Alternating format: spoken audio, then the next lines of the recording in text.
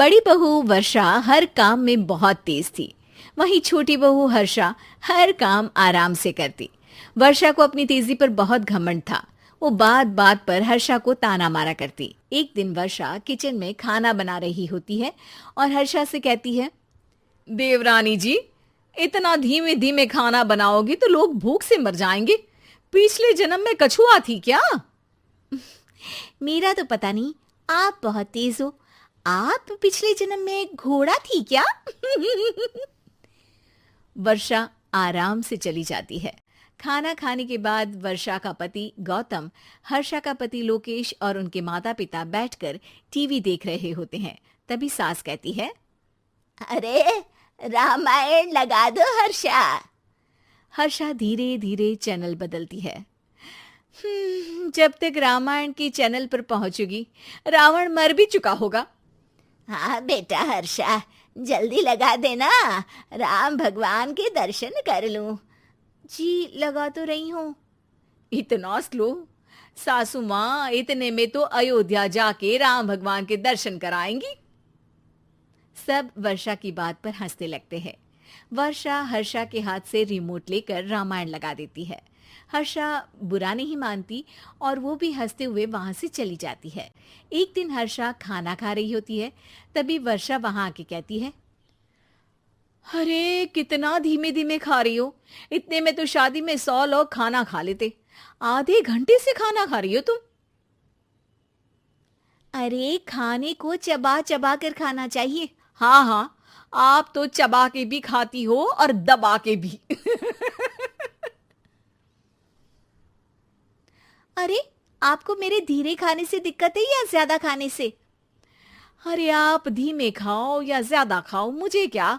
बस मैं ये कहने आई थी कि सुबह कुछ मेहमान आ रहे हैं, जल्दी उठ के खाना बना लेना, देर मत करना। साथ में बनाते हैं ना। तुम्हारे साथ बनाऊंगी तो स्पीड को 5वें गियर से पहले गियर पर ले आना पड़ेगा। अरे भाई, तुम्हारे साथ रहकर तो मेरी तेज रफ्तार पर भी असर पड़ेगा और मैं भी तुम्हारी तरह हौले हौले काम करने लगूंगी सब। ठीक है, मैं पराठे बना लूँगी और सब्ज़ी बना लूँगी। आप चपाती बना लेना और दाल बना लेना। हाँ हाँ ठीक है, पर अलग अलग ही बनाएंगे। अगले दिन हर्षा जल्दी उठ के काम करने लगती है और वर्षा सुबह उठ के ये सोच के वापस सो जाती है कि काम तो वो तेज कर ही लेती है। अगर थोड़ी देर सो भी जाएगी तो भी हर्षा से पहले तो काम निपटा ही लेगी। हर्षा बेटा, आज भगवान के लिए थोड़ा जल्दी हाथ चलाना। हाँ, मेहमान आने ही वाले हैं। जी हाँ माँ, आटा गूंद लिया है, आलू उबल रहे हैं, पराठे बनाने ही वाली हूँ, फिर सब्जी भी बना लूँगी। इतने में ही वर्षा वहाँ आ जाती है।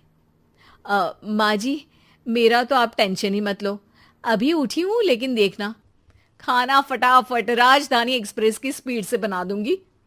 इतने में ही मेहमान आ जाते हैं। आइए आइए आइए, खाना बन ही रहा है, चाय बनवा लेती हूँ पहले आपके लिए। सास किचन में आती है। वर्षा, वो लोग आ गए, चाय बना दे जल्दी से। हर्षा को नहीं बोल रही क्योंकि वो तो सुबह की चाय देने में शाम कर देगी। चाय बन भी चुकी है माँ जी। वर्षा तेज ही नहीं, सबसे तेज है। अब चलिए मैं चाय लेकर आती हूँ। वर्षा मेहमानों के सामने चाय लेकर जाती है। ये हमारी बहू है वर्षा, तेज वर्षा कहते हैं इसको।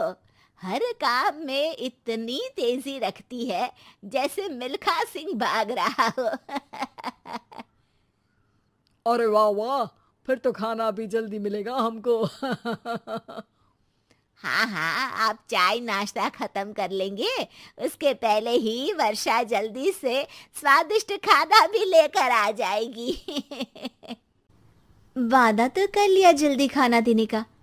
आपकी चपाती भी नहीं बनी और दाल भी नहीं उबली। फिर भी तुमसे पहले काम खत्म हो जाएगा मेरा। तुम्हारी तरह नहीं हूं, घड़ी की सबसे पतली सुई की जैसी धीमे धीमे धीमे काम करती हो तुम। बस वर्षा अपने तेज हाथों से दाल कुकर में चढ़ाती है और आटा निकाल के गूंथने लगती है। थोड़ी देर में कुकर की तेज सीटी बजती है और वर्षा का हाथ डोल जाता है। आटे में पानी ज्यादा पड़ जाता है। अरे रे, आटा तो ज्यादा गीला हो गया। वर्षा जब रोटी बेलने लगी तो एक भी रोटी गोल नहीं बन रही थी। कोई रोटी श्रीलंका के नक्शे जैसी थी तो कोई रोटी ऑस्ट्रेलिया के नक्शे जैसी बनती। वर्षा चिढ़ जाती है। कुकर फिर से जोर से सीटी मारता है। सास बाहर से आवाज देती है, वर्षा बेटा, आज स्पीड थोड़ी कम लग रही है। टाइम और लगने वाला हो तो बता दो बेटा। वर्षा को ये बात सुनकर बहुत बुरा लगता है। वो सोचना भी नहीं चाहती थी कि कभी उसकी तेजी पर कोई सवाल उठेगा। वहीं हर्षा धीमे धीमे अपना काम करती रहती है। वर्षा दाल बनाते वक्त भी इतनी घबरा जाती है कि जल्दबाजी में दाल में नमक ज्यादा गिर जाता है। वर्षा का खाना फिर भी हर्षा से जल्दी तो बन जाता है और जब खाना मेहमानों के सामने लगता है तो सब हर्षा के खाने की तारीफ करते हैं। अरे पराठी तो कमाल की बनी है और सब्जी भी। बस दाल में नमक थोड़ा इधर उधर हो गया है। वर्षा को बहुत शर्म आती है और वो नीचे सर करके खड़ी रहती है। तभी हर्षा कहती है, वो ना मैं थोड़ी जल्दबाजी कर गई और नमक ज्यादा हो गया, पर पराठे तो वर्षा भाभी ने ही बनाए हैं, इसीलिए तो अच्छे बने हैं।